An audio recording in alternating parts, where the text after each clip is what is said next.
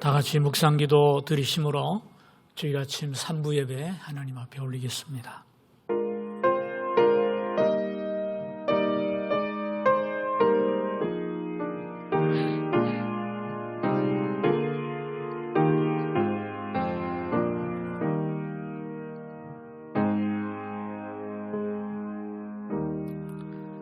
할렐루야. 여호와 이름을 찬송하라. 여호와의 종들아 찬송하라. 여호와의 집 우리 여호와의 성전 곧 우리 하나님의 성전들에 서 있는 너희여 여호와를 찬송하라. 여호와는 선하시며 그의 이름이 아름다우니 그의 이름을 찬양하라. 아멘. 하나님 아버지 고맙습니다. 우둔한 저희들의 발걸음을 주의 전으로 인도하여 주옵시고 부족한 입술이지만 하나님을 찬양하며 예배케 하시니 감사를 드립니다. 우리 가운데 오셔서 우리의 중심을 주장하여 주시기를 원합니다. 세상 모든 생각 다 끊게 하시고 오직 하나님만 바라보며 믿음으로 예배케 하여 주옵소서. 예배를 통하여 하늘의 신령한 은혜를 입기를 원하오니 복 내려 주옵소서. 예수님의 이름으로 기도하옵나이다. 아멘. 다 같이 일어나셔서 완전하신 우리 하나님을 찬양합니다.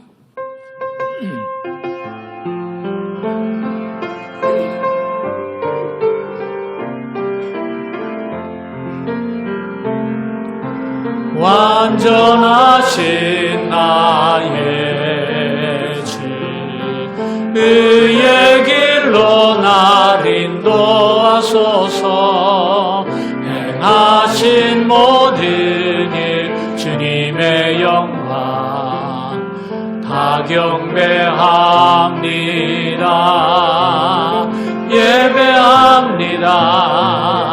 찬양합니다.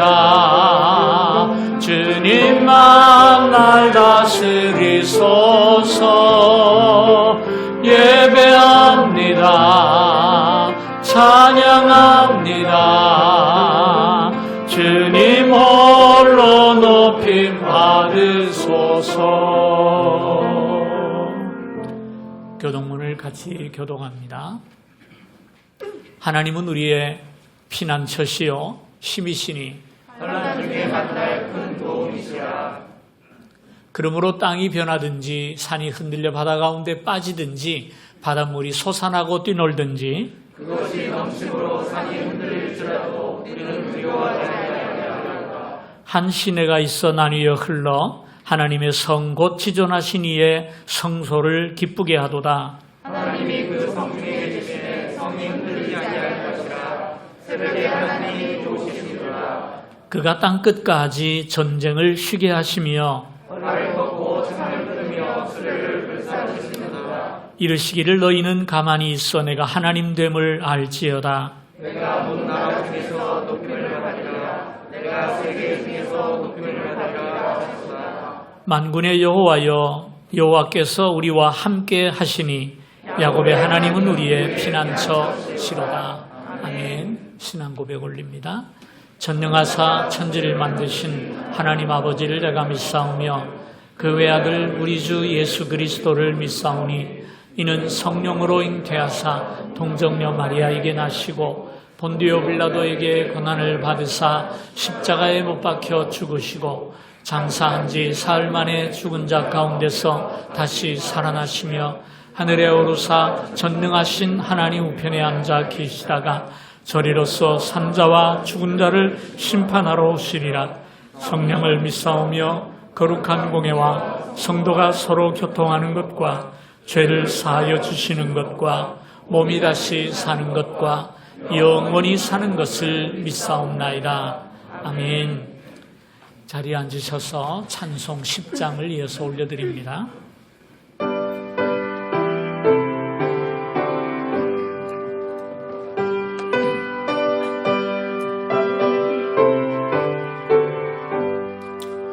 전능왕 오셔서 주 이름 찬송케 하옵소서. 영광과 권능의 성부여 하셔서 우리를 다스려 주옵소서. 강생한 성자여 오셔서 기도를 들으소서. 택하신 백성들 복내려 주시고 거룩한 마음을 주옵소서. 위로의 주 성령 오셔서 큰 증거 주옵소서. 전능한 주시여 각 사람 안에서 떠나지 마시고 계십소서. 성삼위일체께 한없는 찬송을 드립니다. 존귀한 주님을 영광 중배옵고 영원히 모시게 하옵소서.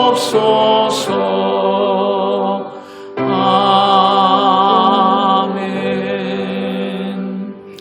이 시간에 정의태 장로님 나오셔서 기도 인도하시겠습니다.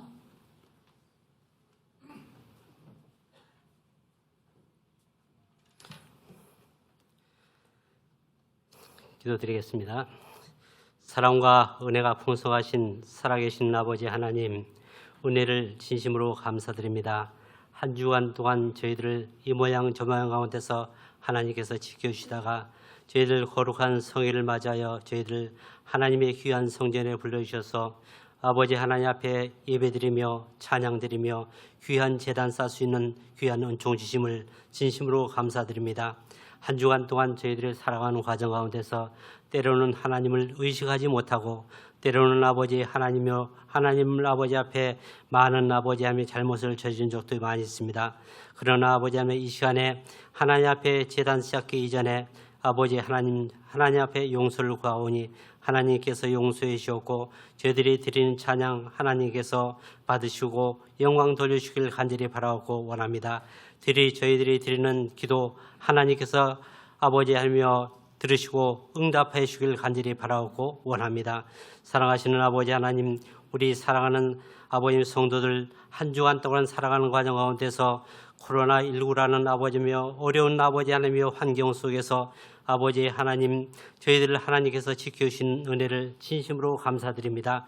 특별히 우리 사랑하는 거요 제일교회를 하나님께서 사랑해 주셔서 아버지 하나님 이 시간에 우리 사랑하는 성도들이 모여서 하나님 앞에 제단 쌓을 수 있는 은총 주심을 또한 감사드립니다.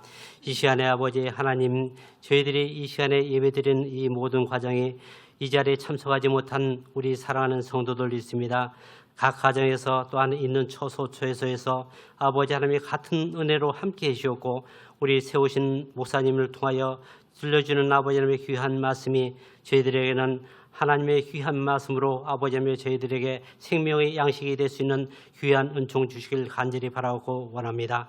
이 시간에 아버지 하나님의 세우신 우리 목사님께서 아버지 하나님께서 은혜 베풀어 주셔서 아버지 하나님 기도 드릴 때에 그 기도 하나님께서 응답해 주셨고 귀 기울여 주셨고 말씀을 전하실 때 그 말씀이 하나님의 귀한 말씀이 되어서 전달될 때 우리 사랑하는 모든 성도들에게는 힘이 되게 만들으셨고 생명의 양식이 되게 만들으셨고 아버님의 모든 생활 가운데서 용기가 될 수 있는 귀한 말씀이 될 수 있도록 주께서 지키시고 인도해 주시옵소서. 특별히 아버지며 우리 사랑하는 교회 아버지의 주변에 변화되는 이 환경 속에서 아버지하며 미래를 아버님이 잘 개척해 나갈 수 있도록 하나님께서 그 길 인도해 주길 간절히 바라고 원합니다. 특별히 우리 사랑하는 모든 성도들 그들이 경영하는 사업, 종사하는 직장 위에도 하나님께서 같은 은혜로 함께해 주셔서 경제적인 어려움 당하지 않도록 만들으셨고 이 코로나19를 통해서 세계적인 아버님의 대공황에 아버님이 빠질 것이라고 예고하고 있습니다. 그러나 아버지 하나님의 슬기롭게 대처해 나갈 수 있는 이 국가 아버지의 이 민족 될 수 있도록 주께서 인도해 주옵소서. 특별히 우리 사랑하는 대한민국을 하나님께서 기억해 주옵소서. 전방과 후방에서 수고하는 국군 장병들 또한 아버지며 이 국가를 아버지며 경영해 나가는 대통령이야 모든 아버지 유정자들에게 하나님께서 같은 노래로 함께해 주셔서 정말 아버지며 힘있는 대한민국 되게 만들어 주셨고 아버지며 이 어려운 아버지 난국을 잘 슬기롭게 대처해 나갈 수 있는 대한민국이 될 수 있도록 주께서 지키시고 인도해 주옵소서. 사랑하시는 아버지며 이 자리에 참석한 우리 사랑하는 모든 성도들 아버지며 그들 아버지며 간구하는 모든 기도 하나님께서 함께해 주옵소서. 특별히 아버지 하나님 이 시간에 예배에 수종드는 시온 찬양대 위에 하나님께서 같은 의리로 함께해 주셔서 이들이 드린 찬양이 하나님께 큰 영광이 되게 만들어 주셨고 아버지 하나님 모든 성도들에게는 깊은 은혜를 아버님 끼칠 수 있는 귀한 찬양이 되게 만들어 주옵소서.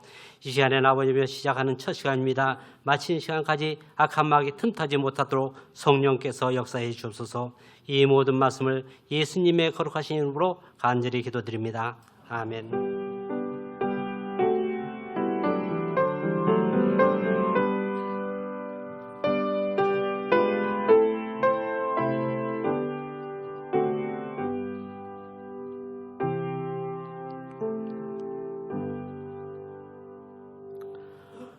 찬송 347장 찬송 올립니다.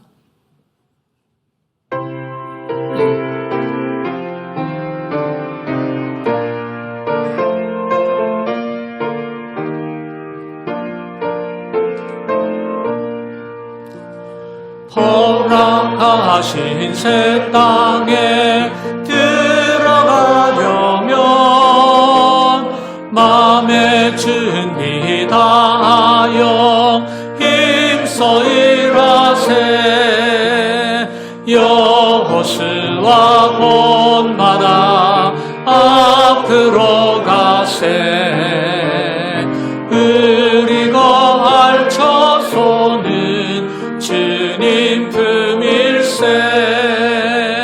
시험 환난 당해도 낙심 말고서 맘의 걱정 버리고 힘써 일하세. 여호수아 본마다 앞으로 가세. 우리 거할 처소는 주님 품일세. 앞서 가신 예수님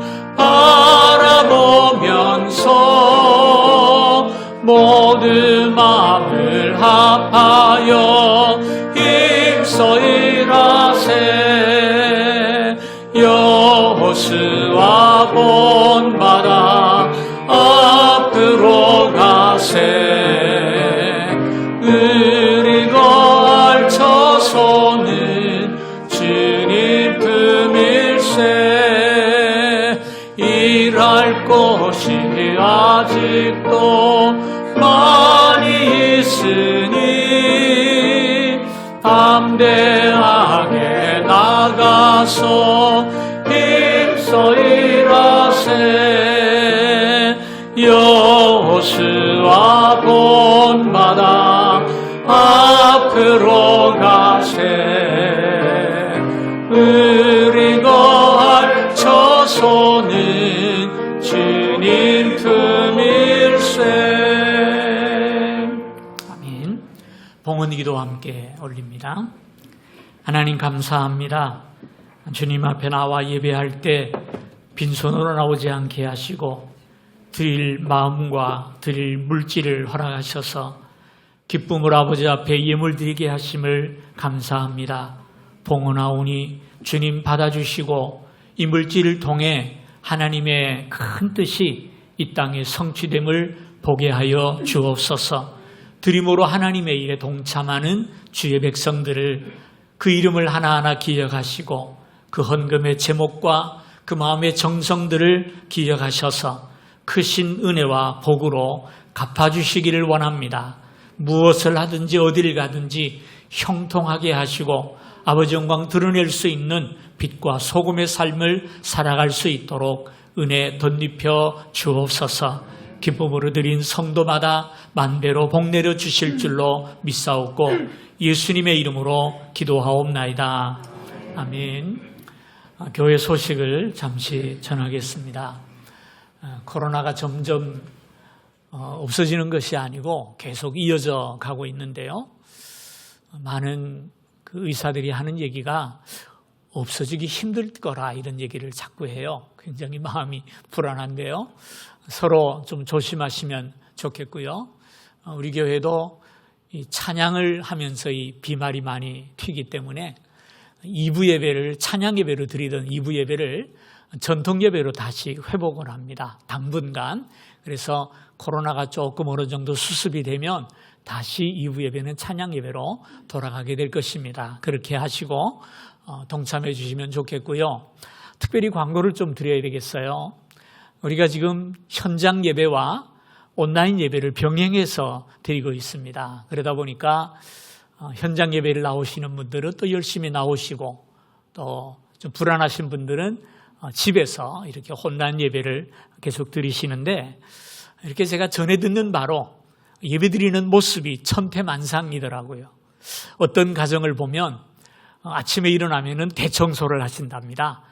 온 집을 깨끗하게 청소하고 다 정돈하고 넥타이 매고 양복 입고 그리고 딱 바로 앉아서 여기서 예배 드리는 것과 똑같이 예배를 드리는 그런 가정이 있어요. 참 귀하고 너무나 감사한데 그런가 하면 침대에서 나오지도 않고 이렇게 좀 비스듬히 누워서 이렇게 핸드폰 들여다보면서 예배를 구경하는 분들이 있는 것 같아요. 그러니까 그래서 좀 어느 정도 이 온라인 예배도 예배 모범이 좀 필요하겠다 싶은 생각이 들어서 이 시간 빌어서 잠깐 좀 예배의 지침을 말씀을 드릴 테니까 온라인으로 예배 드리는 분들은 잘 좀 명심하시고 지켜주시면 좋겠어요. 첫째는 예배 드릴 때는 꼭 침대 밖으로 나오시기를 바랍니다.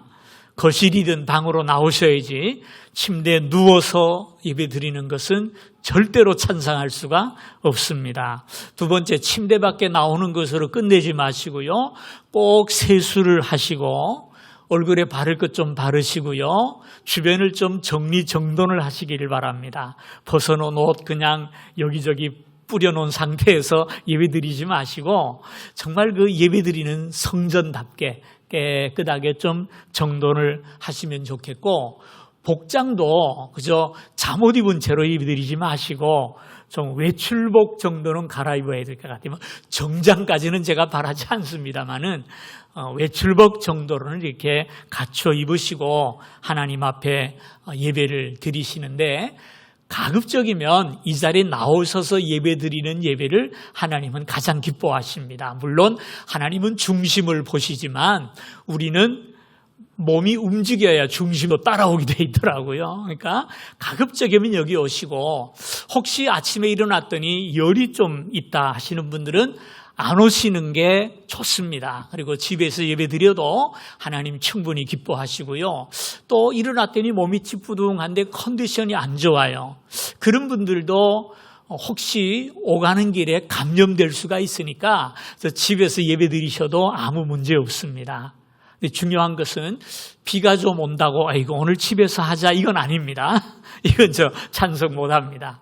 가급적이면 여기 오시되 어떤 특별한 문제가 있을 때에는 집에서 드려도 문제가 없고요. 마지막으로 드릴 말씀은 교회 와서 예배를 드리든 집에서 예배를 드리든 우리는 하나님 앞에 있으며 하나님 앞에 예배를 드리는 시간입니다. 그러므로 이 산에서도 말고 저 산에서도 말고 신령과 진정으로 예배하라 말씀하셨으니까 내가 어디 있든지 장소에 구애되지 아니하고 온 마음을 다해 하나님 앞에 정성으로 예배하는 시간이 되신다면 크신 은혜가 될 줄로 믿습니다. 제가 5가지 말씀을 드렸어요. 침대 밖으로 나오십시오. 세수하고 예배 드리십시오. 외출복을 입고 예배 드리십시오. 그 다음에 비 온다고 게으름 피우면 안 됩니다. 그 다음에 어디서 예배하든지 신령과 진정으로 하나님 앞에서 예배하십시오. 5개 말씀을 드렸는데 온라인 예배 지침입니다. 꼭 기억하셔서 지켜주신다면 하나님도 기뻐하시고 여러분에게도 큰 유익이 되리라고 믿습니다. 다른 광고는 주보를 보시면 자세하게 나와 있으니까 주보를 보시길 바랍니다.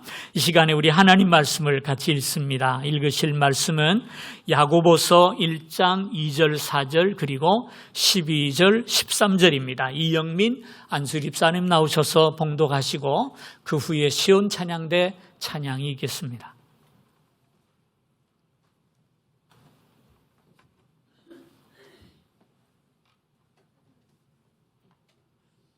오늘 주신 하나님의 말씀을 제가 봉독하겠습니다. 내 형제들아, 너희가 여러 가지 시험을 당하거든 온전히 기쁘게 여기라. 이는 너희 믿음의 시련이 인내를 만들어내는 줄 너희가 알미라. 인내를 온전히 이루라. 이는 너희로 온전하고 구비하여 조금도 부족함이 없게 하려 함이라. 12절로 넘어가겠습니다. 시험을 참는 자는 복이 있나니 이는 시련을 견뎌낸 자가 주께서 자기를 사랑하는 자들에게 약속하신 생명의 면류관을 얻을 것이기 때문이라. 사람이 시험을 받을 때 내가 하나님께 시험을 받는다 하지 말지니 하나님은 악에게 시험을 받지도 아니하시고 친히 아무도 시험하지 아니하시느니라. 아멘.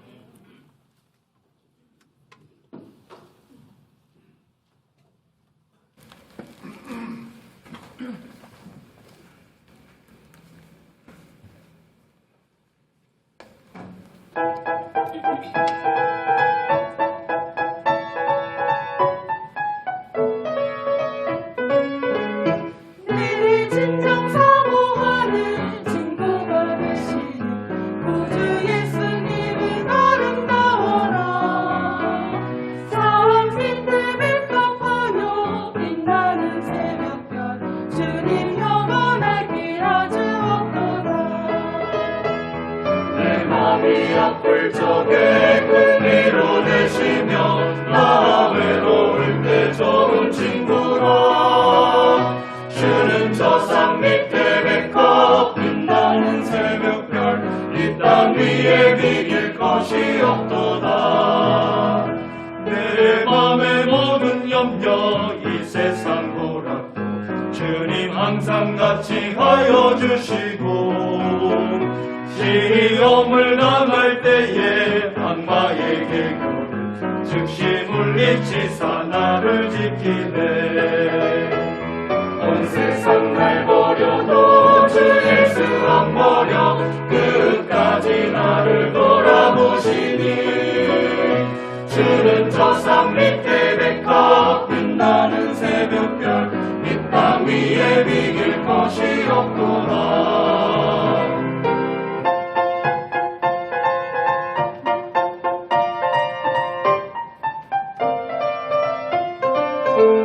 내 맘을 다하여서 주님을 따르면 길이 나를 사랑하리니 물불이 두렵지 않고 장검도 겁없네. 주는 높은 산성 내 앞이시라.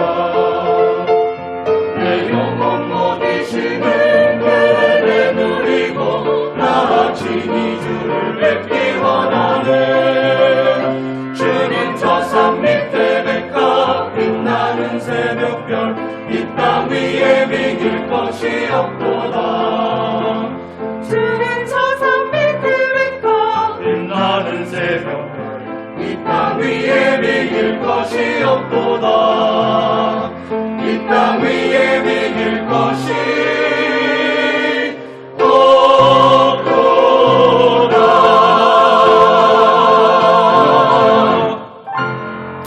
아멘, 아멘. 그 찬양이 그렇게 변하네요. 재미있습니다. 사람은 누구나 내가 사는 삶의 길이 형통하고 평탄하기를 원합니다. 어쩌면 우리가 예수를 믿는 이유도 영원한 생명을 소망하기도 하지만 이 땅에서도 형통한 삶을 하나님의 은혜로 살기를 원하기 때문에 예수를 믿기도 하지요. 그런데 성경이 과연 우리에게 그런 형통한 삶을 약속하고 있는가? 예, 분명히 성경은 우리에게 형통한 삶을 약속을 하고 있어요. 그런데 형통이라는 말의 개념이 우리가 사용하는 것과 성경이 사용하는 개념이 좀 다른 것 같아요. 예를 들어서 여러분 그 요셉의 삶을 보십시다. 창세기 39장 2절에 보면 여호와께서 요셉과 함께 하심으로 그가 형통한 자가 되었다 이렇게 말씀을 하는데, 이 말씀을 기록할 때 요셉의 삶이 어떤 삶인지 여러분 아십니까? 형들에 의해서 노예로 팔려서 애굽까지 끌려와 가지고 남의 집에 가서 노예로 종살이 할 때입니다. 그때를 가리켜서 여호와께서 요셉과 함께 하심으로 그가 형통한 자가 되었다. 말이 안 되지 않아요? 어떻게 생각하세요? 정말 요셉이 형통했느냐? 이걸 보면 우리가 생각하는 형통과 성경이 말하는 형통의 차이점이 있는 것 같아요. 우리의 형통은 뭡니까? 내가 원하는 대로, 내가 편한 대로, 내가 편리한 대로 가는 것을 형통이라고 얘기해요. 근데 성경에서 말하는 형통은 나와는 상관이 없는 것 같아요. 오히려 하나님의 뜻대로 진행되는 것을 형통이라고 말씀을 합니다. 물론 우리는 잘 압니다. 요셉이 그렇게 애굽의 노예로 팔려가서 노예 생활을 하다가 감옥까지 들어가도록 고생을 하는 이유는 마침내 그가 애굽의 총리가 되어서 자기 민족을 다 구원하기 위하라는 사실을 우리가 알죠. 그렇기 때문에 요셉이 감옥에 있던 노예 생활하던 그것은 뭡니까?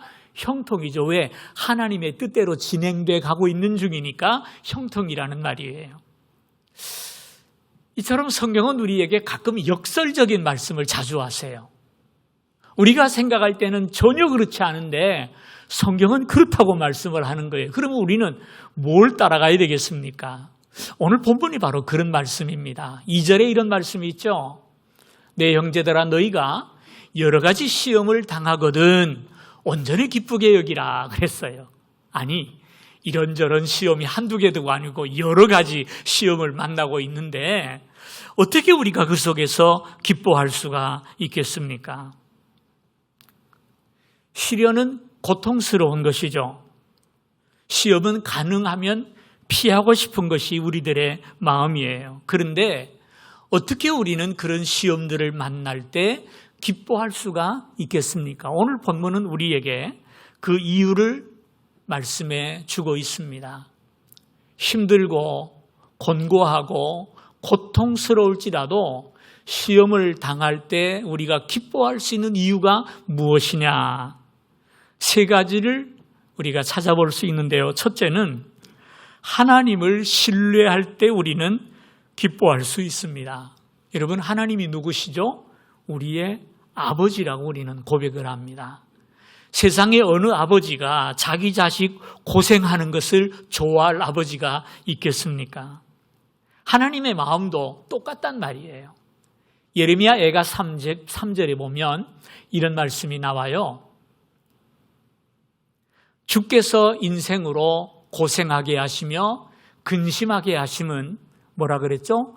본심이 아니시로다. 예, 때로 우리에게 시험이 오고 역경이 오지만 그것을 허락하시는 하나님의 마음은 그게 본심이 아니라는 말입니다. 힘들고 괴로우시다는 말씀이에요. 그래서 우리가 지금 이해할 수 없는 고통과 어려움을 겪고 있다 할지라도 하나님은 내 형편을 아시겠지. 하나님께서 마침내 나를 의의 길로 인도하시겠지 하고 전적으로 하나님을 신뢰하는 사람은 어떤 어려움 속에 있을지라도 기뻐할 수 있다는 것입니다. 예를 들어서 하나님께서 나에게 얼마나 굉장한 것을 주시려고 이런 전주곡을 연주하시는 것일까 라고 생각한다면 그 시험도 역경도 우리에게는 기쁨이 될 수가 있는 것 아니겠습니까? 그러므로 우리는 어려움을 당하고 시련이 올 때 왜 내가 이런 일을 당할까라고 물어보기보다는 나 스스로 너 하나님을 얼마나 신뢰하고 있느냐? 이것을 물어보는 것이 정상적인 순서라고 저는 믿습니다. 여러분은 하나님을 얼마나 신뢰하십니까? 내가 죽더라도 아버지 손에서 죽겠습니다라는 그런 절대적인 신뢰가 여러분들에게 있으십니까? 그 신뢰만 있다면 하나님이 나를 실패케 하셔도, 나를 병들게 하셔도 내가 여전히 하나님의 품속에 있는 것을 확신하는 까닭에 우리는 그 속에서 오히려 감사할 수 있고 기뻐할 수 있다라는 말입니다. 사도 바울은 이런 면에서만큼은 정말 철저한 분이었던 것 같아요. 복음을 전하면서 얼마나 고생을 많이 했어요. 태장으로 맞고 감옥에 갇히고 돌에 맞고 얼마나 핍박을 당하고 고통을 당하는데 그에게는 꿋꿋하게 변하지 않는 확고한 신앙이 있었어요. 그게 뭐냐? 로마서 8장에 나오는 말씀인데요. 이렇게 고백하죠. 내가 확신하노니 사망이나 생명이나 천사나 권세자들이나 현재일이나 장래일이나 능력이나 높음이나 깊음이나 다른 어떤 피조물이라도 우리를 우리 주 그리스도 예수 안에 있는 하나님의 사랑에서 끊을 수 없으리라 그랬어요. 사도 바울은 확신했어요. 내가 어떤 어려움을 당하고 있다 할지라도, 내가 어떤 형편의 길을 걸어간다 할지라도 나를 사랑하는 하나님의 사랑은 변하지 않는다. 그 사랑에서 나를 끊어낼 자는 없다. 이 믿음을 가졌기 때문에 그는 흔들리지 아니하고 온 땅을 향해 복음을 전하러 나아갈 수가 있었던 것입니다. 두 번째로 우리가 시련 중에 기뻐할 수 있는 이유는 시험이 하나님의 통제 아래 있음을 믿기 때문에 기뻐할 수 있는 것입니다. 성경은 우리가 아무리 불같은 시험을 당한다 할지라도 우리는 얼마든지 그 시험을 감당할 수 있다고 가르쳐 주십니다. 고린도전서 10장의 말씀이죠. 사람이 감당할 시험 밖에는 너희가 당한 것이 없나니 오직 하나님은 미쁘사 너희가 감당하지 못할 시험 당함을 허락하지 아니하시고 시험 당할 쯤에 또한 피할 길을 내사 너희로 능히 감당하게 하시느니라 그랬어요. 지금 당하는 시험이 너무 힘들고 이겨낼 수 없고 망하는 것처럼 보일지라도 우리가 가져야 할 믿음이 있다는 겁니다. 뭐요? 감당치 못할 시험을 하나님은 주시지 않는다라는 말씀이에요. 그리고 내가 정말 감당할 수 없는 지경이 오면 하나님은 반드시 우리에게 피할 길을 내셔서 그 시험을 감당할 수 있도록 이끌어 주신다는 거예요. 여러분 이 말씀을 믿으시면 아멘 해보십시오. 지금 당하는 시험이 너무 힘들고 금방 내가 망할 것 같고 도저히 감당할 수 없고 이제 모든 것이 끝났다라고 생각될 때 우리가 어떻게 해야 되겠습니까? 하나님을 붙잡아야 된다는 말이에요. 하나님께서 이 상황을 다스리고 계시고 하나님께서 이 과정 속에 있는 나를 붙드신다는 믿음을 가져야 한다는 거예요. 여러분 한번 생각해 보십시다. 내가 볼 때 이건 이제 더 이상 길이 안 보여요. 끝났어요. 이제 완전히 부도예요. 내 인생 망친 것 같아요. 그런데 오늘 말씀은 뭐라 그럽니까? 너희가 감당치 못할 시험 당함을 하나님은 허락하지 않는다. 안 맞는 말씀이에요. 자, 이럴 때 우리가 뭘 잡아야 됩니까? 내 생각을 잡아야 합니까? 하나님의 말씀을 잡아야 할까요? 하나님 말씀을 잡자는 거예요. 내 상황이 진짜가 아니고 하나님 말씀이 진짜란 말이에요. 이거 우리가 잊어버리지 말고 살자는 것입니다. 그 어떤 상황도 하나님의 통제 아래에 있다라는 사실이에요. 골목길을 걸어가는데 이따만한 강아지가 아니고 뭐 불독이라고 합시다. 그 큰 개가 이러고 버티고 있다가 가까이 가니까 으르렁 하더니 막 짖으면서 달라들어요. 갈 수가 없어요 도대체. 엄마야 하고 뒤로 물러났는데 이게 돌아가야 되나 갈아야 되나 걱정되잖아요. 도저히 그 강아지를 보고 갈 수가 없어요. 그런데 가만히 보니까 그 개가 목이 이렇게 매여가지고 붉은 쇠줄로 말뚝에 딱 박아놨는데 뭐 어느 정도 나오고 골목 끝까지는 못 올 것 같아요. 그럼 어떻게 합니까? 저거 강아지가 무섭긴 해도 저 도로 골목 절반밖에 못 온다 알게 되면 우리는 벽 쪽으로 붙어서 얼마든지 자신 있게 지나갈 수가 있죠. 왜? 그 개는 통제되고 있기 때문입니다. 매여 있기 때문이에요. 우리 인생도 그렇단 말이에요. 내 삶에 감당치 못할 시험이 온다 할지라도 그것 때문에 주저앉지 말자는 거예요. 왜? 그 시험조차도 누가 붙잡고 있다고요? 하나님이 줄을 매어서 통제하고 있다니까요. 어느 날 사탄이 하나님을 찾아왔잖아요. 하나님이 사탄을 보고 욥이라는 당신의 자녀를 자랑을 하세요. 너 여기저기 돌아다니다가 왔는데 그 욥이라는 사람 좀 봤냐? 그렇게 내가 참 귀하게 여기는 사람이 없다. 그렇게 신실한 사람이 어디 있냐? 좀 봤냐? 그랬더니 사탄이 하는 얘기가 하나님, 그거야 하나님이 맨날 욥한테 축복을 주고 은혜를 주고 그 평안하게 하니까 하나님 하지. 한번 준 거 다 뺏어보세요. 그러면 걔도 똑같을걸요? 사탄이 하나님 앞에 항의를 하죠. 그러니까 하나님이 그래, 네가 한번 해봐라 그러는데 하나님이 사탄에게 목줄을 매놓고 풀어줘요. 한번 봅시다. 뭐라 그랬나? 욥기 여호와께서 사탄에게 이르시되 내가 그의 소유물을 다 내 손에 맡기노니 욥의 소유를 사탄에게 지금 맡기는 거예요. 그런데 다만 그의 몸에는 내 손을 대지 말지니라. 사탄도요 하나님한테 허락받아야 뭘 하지 지 마음대로 못 뛴단 말이에요. 하나님은 우리가 감당할 만큼만 시험을 허락하세요. 그리고 우리가 감당하지 못할 지경에 이르면 반드시 피할 길을 내셔서 능히 이기게 하시는 줄로 믿으셔야 돼요. 그래서 이 사실을 믿을 때 우리는 어떤 역경이 와도 그 속에서 기뻐할 수 있고 감사할 수 있는 것이죠. 세 번째로 시험에는 나를 향한 하나님의 목적이 있음을 믿는다면 우리는 기뻐할 수가 있어요.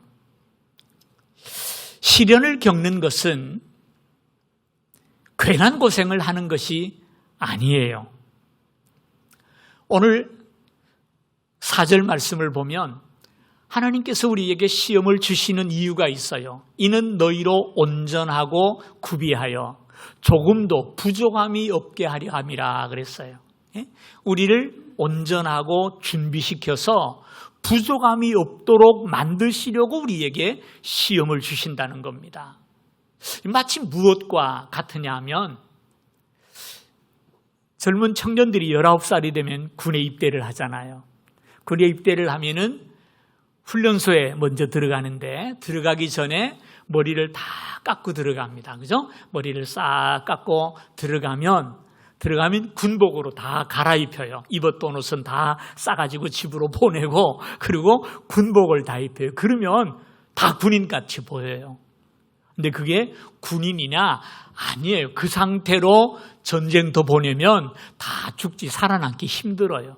왜? 총 쏠 줄 모르죠. 엎드릴 줄 모르죠. 못한단 말이에요. 그러나 그 훈련소에서 훈련을 엄청 시켜요. 뭐 엎드려 쏴, 일어서서 쏴, 앉아 쏴, 그 다음에 뭐 낮은 포복, 높은 포복, 뭐 뒤로 포복, 별걸 다 시킵니다.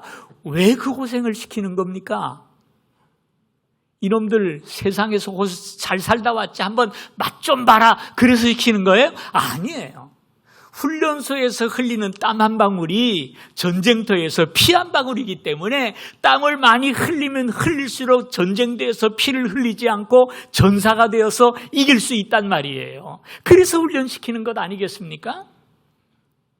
하나님이 그러하세요. 우리의 약함, 우리의 부족을 온전케 하시려고 그 모든 시련과 연단을 주시는 거예요. 무엇을 위한 훈련이냐? 우리가 뭐 나가 전쟁을 하느냐? 아니죠. 오늘 12절을 보면 야고보가 이렇게 해석을 합니다. 시험을 참는 자는 복이 있나니 이는 시련을 견디어낸 자가 주께서 자기를 사랑하는 자들에게 약속하신 생명의 면류관을 얻을 것이기 때문이다. 누가 생명의 면류관을 얻는다고요? 대충 신앙생활하는 사람이 아니라, 시험에 넘어지고 자빠지는 자가 아니라 시험을 참고 시련을 견디어낸 자만이 영원한 천국의 생명의 면류관을 얻는다고 말씀하지 않습니까? 참 놀라운 말씀이죠. 이 말씀을 요한 사도는 요한 1서에서 이렇게 말씀을 합니다. 사랑하는 자들아, 우리가 지금은 하나님의 자녀라. 장래 어떻게 될지는 아직 나타나지 아니하였으나 그가 나타나시면 우리가 그와 같을 줄을 아는 것은, 이 말씀이 너무 놀라운 말씀이에요. 주님이 오셔서 우리가 하나님 나라 올라갈 때쯤 되면 우리의 모습이 예수님의 모습과 방불한 모습, 비슷한 모습이 된다는 거예요. 왜? 이 땅에서 수많은 연과 시련을 통하여서 하나님 앞에 훈련을 받았기 때문입니다. 그러므로 우리는 시련 앞에서, 시험 앞에서 불평하고 무너지기보다는 오히려 장차 우리가 받을 그 영광의 면류관을 바라보고 오히려 기뻐해야 한다라는 말입니다. 물론 오늘 우리가 겪는 시험의 의미를 우리가 다 알 수는 없어요. 그러나 내가 겪는 시험은 나를 망하게 하려고 주는 것이 아니라 나를 완전하게 하려고 하나님께서 주시는 것이라는 확신을 가질 때 우리는 그 속에서 감사할 수가 있는 거예요. 에어컨을 좀 올렸으면 좋겠어요. 오늘 우리가 이 땅을 살면서 많은 어려움을 겪습니다. 그렇죠? 코로나 때문에, 경제 때문에 취직이 안 돼서 많은 고통을 겪어요. 우리 성도들만이 아니라 교회도 시험을 당하는 것 같아요. 시련 중에 있는 것 같아요. 아이고, 지난 주간에 무슨 구리시장인가 하는 양반이 교회가 예배 드리는 것 외에 다른 모임을 가지는 것을 누가 신고하면 보상을 하겠다, 이런 얘기를 했다 그러대요. 그 사람 난 정신이 있는 사람인지 바본지 잘 모르겠어요. 어떻게 그런 얘기를 하는지. 아니, 세상에 보세요. 카페나 식당 가보세요. 마스크 다 벗고 다닥다닥 붙어가지고 얼마나 떠들고 난리인데, 그거 비하면 교회는 100배, 1000배 더 안전한 곳이잖아요. 교회 한번 가보기가 한 인간이 그런 얘기를 하면 나도 맞아, 그렇다 그러겠는데, 말이 안 되는 소리를 하고 앉았어요. 교회가 동네 북이 됐어요, 요새 보니까. 저는 그 시련이라고 생각을 합니다. 하나님께서 우리 교회를 연단하시는 시련이에요. 이겨냅시다. 인내합시다. 견딜 때 하나님께서 우리 교회를 더 견고하게 세워주실 줄 믿습니다. 자, 그런데 오늘 이 말씀 중에서 우리에게 눈길을 끄는 구절이 하나 있어요. 13절 말씀인데요. 사람이 시험을 받을 때 내가 하나님께 시험을 받는다 하지 말지니 하나님은 악에게 시험을 받지도 아니하시고 친히 아무도 시험하지 아니하시느니라. 지금까지 제가 한 설교를 다 뒤집어 버렸어요. 예? 시험을 받을 때 하나님께 받는다고 하지 마라. 하나님은 아무도 시험하지 않는다. 이거 무슨 얘기야? 그럼 앞뒤가 안 맞지 않느냐? 앞뒤가 안 맞는 것이 아니고요. 2절에 나오는 시험과 13절에 나오는 시험이 단어는 같은데 우리나라 말의 번역은 같지만 원어를 보면 전혀 다른 이야기예요. 2절과 12절에 나오는 시험은 영어로 할 때 테스트 혹은 트라이얼, 훈련이라는 의미입니다. 학교에서 시험 보는 이유가 넘어뜨리려고 하는 게 아니라 공부시키려고 하는 거잖아요. 테스트와 트라이얼이라는 말이고, 오늘 본문에는 13절에 나오는 시험이라는 단어는 temptation, 유혹이라는 말이에요. 유혹. 전혀 다른 말입니다. 그래서 이 테스트와 temptation은 전혀 다르죠. 예를 들어서 시련은 하나님께서 주시는 거지만 이 유혹은 사탄이 주는 거예요. 그렇죠? 시련은 우리를 온전히 세우기 위해서 주는 거지만 유혹은 우리를 넘어뜨리려고 사탄이 주는 거예요. 시련은 고통이 따라요. 힘들어요. 그런데 템프테이션, 유혹은 달콤해요. 그래서 넘어가고 싶어요. 하나님이 주시는 시련은 불평이 나와요. 너무 힘들다고 기도가 나와요. 그런데 템프테이션, 유혹은 할렐루야, 너무 좋아요. 너무 막 가고 싶어요. 차이가 있어요. 그런데 이 시간에 제가 드리고자 하는 말씀은 이 두 가지의 차이점이 아니라 뭐가 됐든 같다는 얘기입니다. 그것이 하나님이 주시는 시련이든 아니면 내 욕심에 이끌려서 유혹을 받아서 생긴 고통이든 무엇이든 간에 하나님께서는요, 그 모든 것을 가지고 우리를 성장시키는 도구로 사용하신다라는 사실이에요. 이게 복된 것이고 이것이 감사한 것 아니겠습니까? 우리가 이 땅을 살다 보면 사탄의 유혹에 넘어갈 때가 있어요. 그렇죠. 질 때가 있단 말이에요. 그런데 하나님께서는요, 그것조차도, 우리의 패배조차도 당신의 손으로 붙드심으로 말미암아 우리의 유익으로 바꾸어 주시고 우리를 연단하는 도구로 사용하신다는 거예요.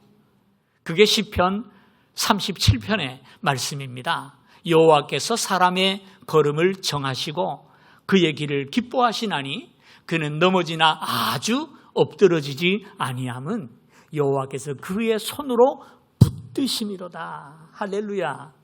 여러분, 우리가 넘어지는 것처럼 보이고 실패할 때도 있어요. 그러나 아주 엎드러지게 하지 내버려 두지 않는다는 거예요. 우리를 일으켜 주시고 우리를 붙드시고 그 연단을 통하여 더 성장으로 나아가도록 이끌어 주실 줄 믿습니다. 그러므로 우리가 때로 넘어지지만 아주 엎드러지지 않게 하시고 우리가 넘어지더라도 그 잘못까지라도 우리를 온전한 도구로 만들어 가시는 하나님의 사랑을 감사하고 축복하고 찬양하셨으면 좋겠어요. 자, 그렇다면 우리가 시험을 어떻게 우리가 견디어내고 이겨낼 수 있을 것인가? 내가 당하는 시련이 원망과 좌절로 끝나는 것이 아니라 그 시련을 견디고 이김으로 말미암아 성장의 도구로 사용되기 위해서는 어떻게 우리가 이 시험을 감당하며 대면할 것인가? 이 시험을 견디기 위해 우리에게 필요한 것이 두 가지가 있어요. 첫째는 인내입니다. 4절에 보면 인내를 온전히 이루라 라고 말씀을 하죠. 인내를 온전히 이루라. 참는 겁니다. 참고 또 참고 견디고 또 견디는 거예요. 어떤 일을 만날지라도 좌절하지 말고 어떤 일을 만날지라도 복수한다고 달라들지 말고 참아보라는 거예요. 인내하라는 거예요. 그 인내의 과정을 통해서 하나님은 우리를 당신의 사람으로 만들어 가시는 거예요. 두 번째가 뭐냐? 중요한 것인데요. 말씀이에요. 오늘 읽지 않았습니다만은 18절의 말씀을 보면 이런 말씀이 있어요. 그가 그 피조물 중에 우리로 한 첫 열매가 되게 하시려고 자기의 뜻을 따라 진리의 말씀으로 우리를 낳으셨다. 우리를 첫 열매가 되게 하시려고 자기의 뜻을 따라 진리의 말씀으로 우리를 낳으셨다. 이게 무슨 말씀일까요? 우리는 진리의 말씀으로 거듭난 존재라는 거예요. 우리는 하나님의 말씀으로 새로워졌다라는 말씀이에요. 그러므로 우리는 하나님 말씀 가운데 거할 때 이길 수 있는 겁니다. 물에서 나온 고기는 물에서 살아야 되듯이 은혜로 구원받은 우리, 말씀으로 구원받은 우리는 말씀과 은혜 가운데 살아야 되는 거예요. 그럴 때 우리가 말씀으로 이겨낼 수 있는 겁니다. 예수님께서 공생애를 시작하실 때 광야로 나가셔서 40일 금식하셨어요. 기도하신 후에 사탄이 찾아왔죠. 찾아와서 예수님의 약점, 지금 40일 금식하셨으니 얼마나 배가 고프겠어요. 그 예수님 앞에 돌멩이를 내미면서 이 돌로 떡을 만들어 잡수세요라고 얘기를 해요. 이 사탄은 항상 우리의 약점을 파고 들어오면서 유혹을 합니다. 그런데 아니 죄 없는 예수님이 왜 마귀에게 시험을 받으셨을까요? 왜 유혹을 받으셨을까요? 그것은 예수님이 약해서가 아니라 우리에게 본을 보여주시기 위한 거예요. 우리가 시험을 당할 수 있다. 우리가 시험 당할 때 어떻게 그것을 이길 수 있겠느냐. 그걸 몸소 보여주시는 거예요. 예수님 사탄에게 뭐라고 말을 합니까? 말씀을 가지고 이기시죠. 사람이 떡으로만 살 것이 아니요 하나님의 입으로 나오는 모든 말씀으로 살 것이니라. 이 말씀 앞에 사탄이 물러갔다고 말씀을 하죠. 그래서 우리가 시험을 이기는 비결은요, 우리가 말씀을 암송하는 거예요. 예수님께서 사탄이 그 말을 할 때 가만히 있어봐. 뭐 그런 얘기가 있던데 늦어요. 안 돼요. 이미 암송하고 계셨어요. 사람이 떡으로만 살 것이 아니야. 하나님의 입으로 나오는 말씀으로 살 것이야. 그때 물러가잖아요. 그래서 우리가 말씀을 묵상하고 암송하는 것이 참 중요한 게 여기 있어요. 내가 시험을 당해요. 어려움이 찾아왔어요. 곤고함이 찾아왔어요. 도저히 이거는 헤어날 길이 없어요. 나가 죽든지 아니면 도망을 가든지 그거밖에 길이 없어. 이거 어떡하나, 나는 이제 끝났다 할 시점에 우리 안에 말씀이 있다면 이겨낼 수 있는 거예요. 사람이 감당치 못할 시험 당함을 하나님은 결단코 허락하지 아니하시고 시험 당할 쯤에 능히 피할 길을 내시느니라. 이 말씀이 떠오르면 그래, 하나님 솟아날 구멍이 있을 줄로 믿습니다. 하나님 나를 건져주실 줄 믿습니다. 그러면 극단적인 길로 안 가요. 이겨낼 수 있어요. 승리할 수 있어요. 그리고 그 과정을 통해 우리가 하나님과 더 가까워지고 우리의 삶이 더 성숙해 가는 것 아니겠습니까? 사람은 누구나 약점이 있죠. 여러분의 약점은 뭐죠? 보통 월 초에 시험을 많이 봤습니까? 월 말에 많이 봤죠. 그죠? 되게? 빨리 갚아놔야 되니까, 채워놔야 되니까. 시간으로 볼 때 아침입니까? 저녁입니까? 장소로 볼 때 어디가 여러분이 제일 유혹을 많이 받는 곳입니까? 더 나아가서 여러분을 자꾸 시험에 빠뜨리는 사람이 있을 거예요. 그런 사람을 어떻게 하면 좋죠? 여러분이 상황에 시험에 빠지는 상황은 어떤 때입니까? 외로울 때입니까? 지칠 때입니까? 스트레스 받았을 때입니까? 화가 날 때입니까? 분명히 여러분 약점이 다 있어요. 어떤 사람은 성공을 거두었을 때, 뭐가 다 잘 될 때 유혹을 잘 받아요. 이런 여러 가지 시험에 넘어갈 수 있는 상황들을 우리가 좀 미리 염두에 두고 마음에 담고 있어야 돼요. 그리고 그 상황이 찾아올 때 우리 안에 말씀이 떠올리면 얼마든지 그 시험을 이기고 성장으로 나아갈 수 있는 줄로 믿으시기를 바랍니다. 말씀을 마치겠습니다. 요한복음 15장에 보면 예수님께서 성만찬 석상에서 제자들에게 남기는 마지막 말씀이 있어요. 내가 이것을 너희에게 이름은 내 기쁨이 너희 안에 있어 너희 기쁨을 충만하게 하려 함이라. 저는 이 말씀이 잘 납득이 안 가요. 왜? 지금 예수님의 상황이 어떤 상황입니까? 마지막 만찬 자리예요. 이 만찬이 끝나기가 무섭게 가룟유다는 예수님을 팔아먹으러 가고요. 기도하다가 제자들은 다 도망을 가고요. 베드로는 예수님을 3번이나 모른다고 부인해요. 그 사건이 끝나고 나서 끌려가면 밤새도록 시달리다가 아침에 십자가에 못 박혀 죽으신다는 사실을 주님은 알고 계시잖아요. 그 상황 속에서 뭐가 기뻐서 내 기쁨이 너희 안에 충만하기를 원한다. 앞뒤가 안 맞는 얘기예요. 어떻게 주님은 그 상황 속에서 기뻐할 수가 있을까? 어떻게 기뻐할 수가 있으셨을까요? 십자가를 지는 일은 고통스러운 일이지만 십자가에서 죽고 나면 하나님께서 사망의 권세에서 일으켜 주실 것이고 사실을 위해 하늘에 승천하셔서 온 땅의 권세를 회복하고 영광 가운데 거한다는 사실을 아셨기 때문에 기뻐할 수 있는 거예요. 십자가의 고통이 힘들고 어렵고 고통스럽지만 이 과정을 통해서 온 인류에게 구원의 길이 열리고 모든 사람의 죄가 용서받고 영원한 생명을 누리는 길이 열린다는 사실을 할 때 그 고통 앞에서도 주님은 기쁨으로 그 길을 갈 수 있었던 것입니다. 그러므로 십자가가 비록 부끄러움의 길이요 잔인한 시험이지만 그 영광을 바라보면서 기쁨으로 십자가의 길을 갈 수 있었던 것 아니겠습니까? 우리도 그래요. 그래서 어떤 분이 이런 말을 했습니다.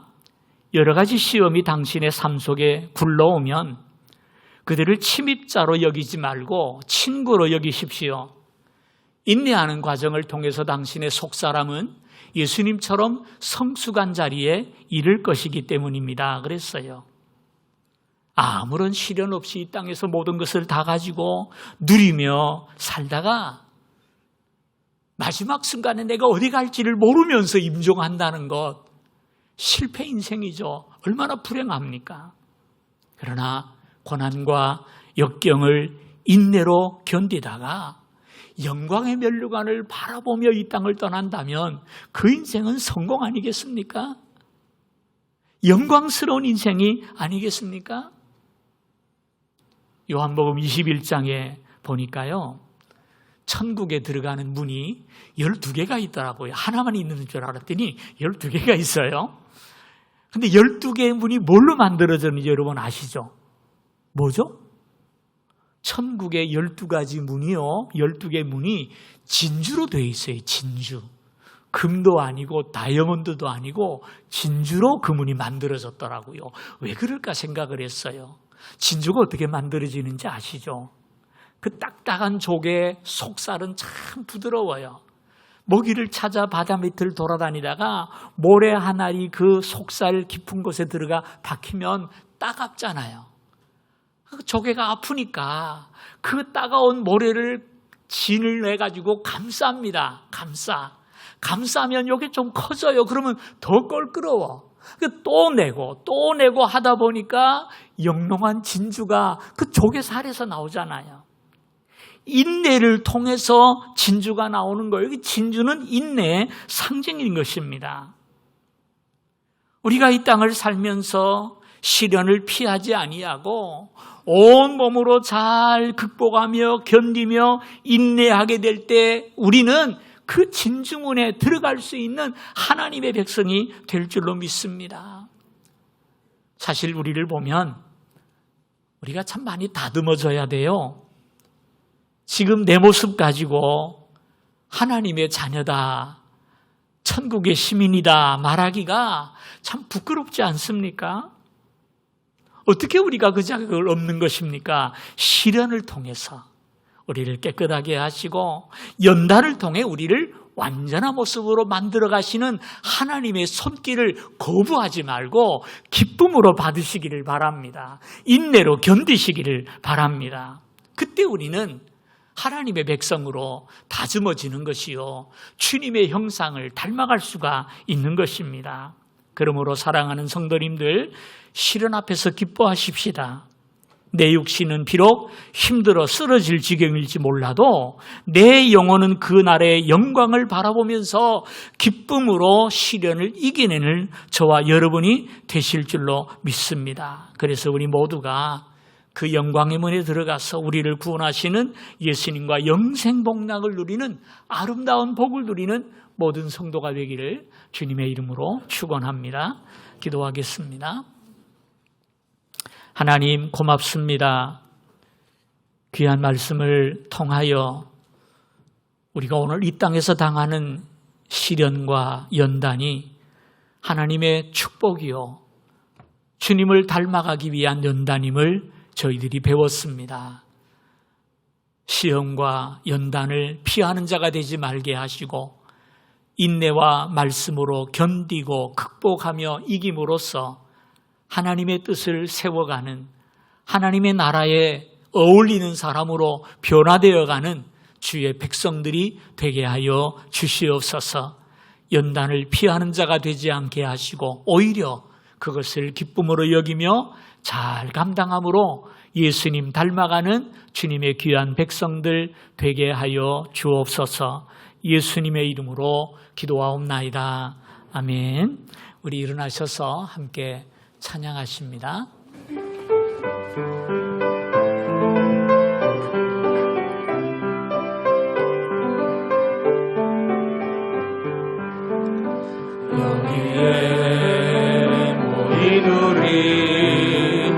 주의 은총 받은 자여라. 주께서 이 자리에 함께 계심을 아노라. 언제나 주님만을 찬양하며 따라가리니 시험을 당할 때도 함께 계심을 믿노라. 이 믿음 더욱 굳세라. 주가 지켜주신다. 어두운 밤에도 주의 밝은 빛 인도하여 주신다. 아멘. 축도 예배를 마칩니다.